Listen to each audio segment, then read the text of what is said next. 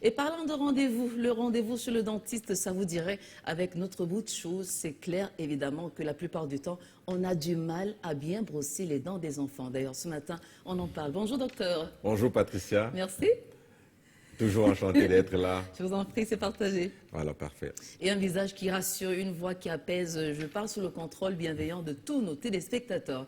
Alors aujourd'hui, on va parler du brossage des dents chez les enfants. Je vous promets que c'est pas évident, hein, parce que lorsque vous essayez à brosser les différents côtés, l'enfant serre les dents et c'est assez compliqué. Et c'est assez compliqué. Donc, aussitôt, on va te tirer un coup de chapeau parce que voilà, ce thème ce matin a été inspiré par toi. Je vous en Et prie. effectivement, ça va plaire à un grand nombre, n'est-ce pas, au niveau de notre audience. Et voilà, allons-y aussitôt. Comment amener les enfants à aimer participer, n'est-ce pas, à leur hygiène bucco-dentaire. Vous comprendrez lors du déroulé, Patricia, pourquoi est-ce que je parle de participer. Parce que voilà, les enfants, effectivement, dans un grand pourcentage, quand même, ne coopèrent pas toujours lors de leur hygiène bucco-dentaire. Pourquoi est-ce que je parle de coopérer?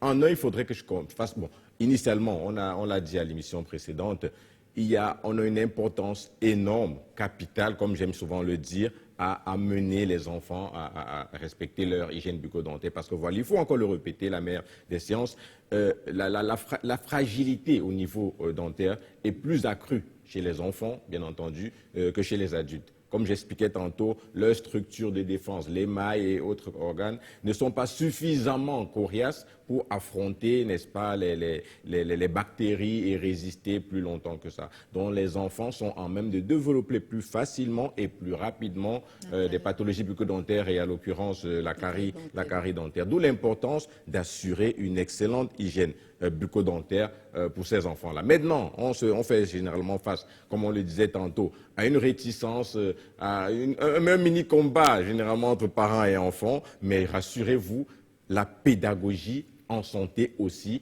a sa place.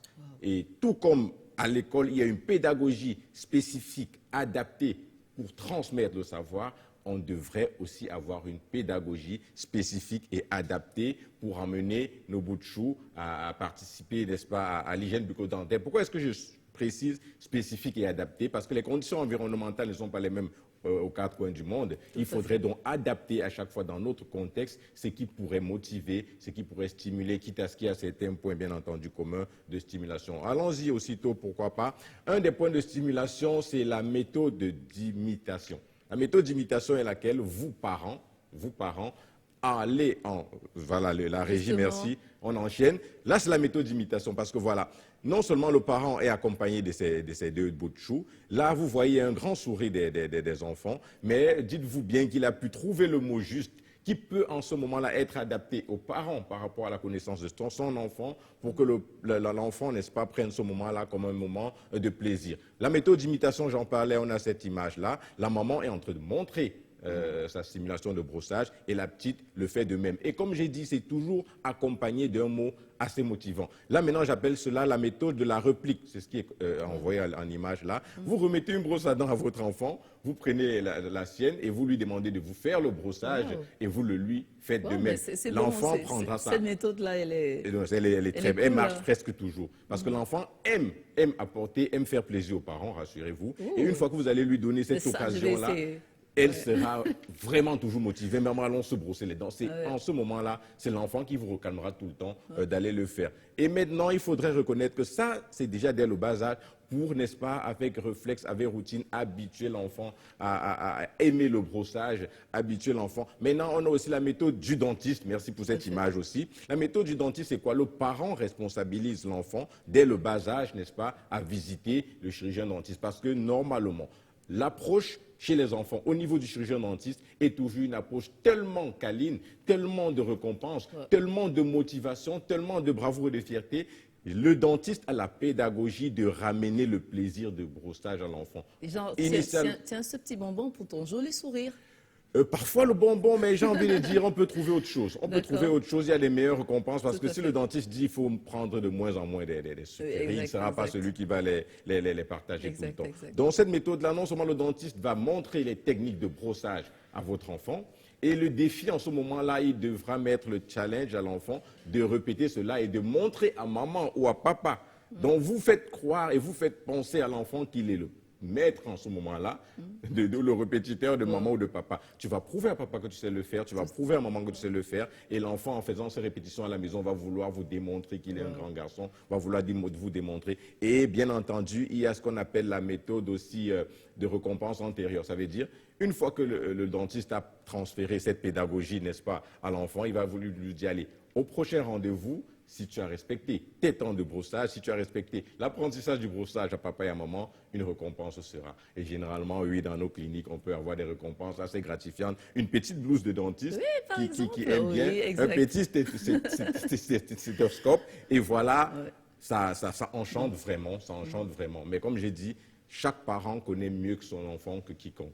Tout à fait. Avant la préoccupation, il faut rappeler, parce que je me dis que beaucoup de téléspectateurs se disent, mais comment est-ce qu'un enfant imite? Oui, un enfant imite parce que pendant cette étape de croissance, sa mémoire est uniquement imitative. C'est pour cette raison que l'enfant sera prompt à faire ce que vous faites, que ce que vous dites. Je le dis toujours, l'enfant est le meilleur et le plus grand imitateur du monde. Tout à fait. Et il n'imite personne mieux que son parent, que son parrain, que son accompagnateur. Donc faites les bons gestes, l'enfant devra imiter ces gestes-là pour le plus grand plaisir. Magnifique. Alors, il y a un autre souci, c'est que les enfants ont tendance à avaler la pâte dentifrice parce que c'est sucré. Voilà, les enfants, effectivement, ont tendance à avaler parce que c'est sucré, vous l'avez bien dit. Mais il faudrait préciser, avant de donner un éclairci sur ce point-là, l'hygiène bucco-dentaire des enfants, au-delà de lui montrer les techniques de brossage pour qu'il soit autonome, vraiment, avant un certain âge, j'ai envie de dire, avant l'âge même de 10 ans, comprenons que l'enfant ne peut pas, de façon autonome, appliquer une hygiène parfaite.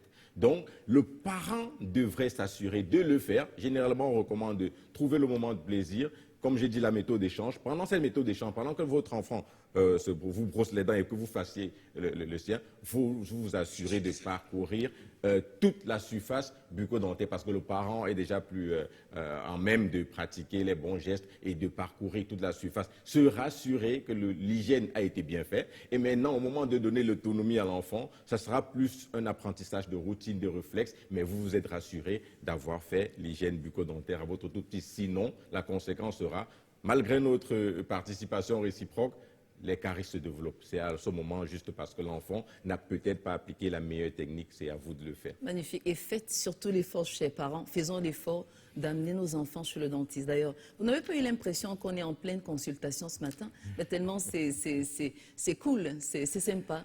Et puis, évidemment, votre blouse qui est d'une blancheur, ça fait penser à cette colombe que le pape a relâchée. Et il se pourrait que vous avez attrapé cette colombe. Ah oui, c'est une colombe symbolique et que chacun devrait savoir l'attraper pour donner, n'est-ce pas, davantage de lumière à sa propre vie. Magnifique. Vous êtes exceptionnel, docteur. Merci. Rendez-vous lundi prochain. Vivement il plaira à Dieu parce que l'Éternel ne nous refuse absolument rien. Et vous davantage, chers téléspectateurs. On est rendu à 7 heures exactement, vous le savez. On a rendez-vous avec les journaux parus, évidemment, ce vendredi 17 avril, sur l'ensemble du réseau national avec Karen Mezatia. Mais avant, petite transition. Imaginez, vous êtes en plein match. Ces 5 dernières minutes, un peu